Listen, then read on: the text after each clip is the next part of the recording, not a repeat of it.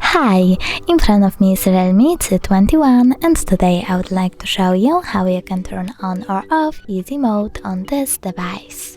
First of all, you need to open settings and tap on home screen and wallpaper. Then choose home screen mode, scroll down and tap on the simple one. Then you need to click apply and tap on switch. As you can see, easy mode is now on. If you wish to go back, you have to go into the same settings, choose home screen and wallpaper, tap on home screen mode and pick any other one. Then choose apply and click switch. Thanks so much for watching. If you enjoyed this video, don't forget to leave a like, comment and subscribe. Bye!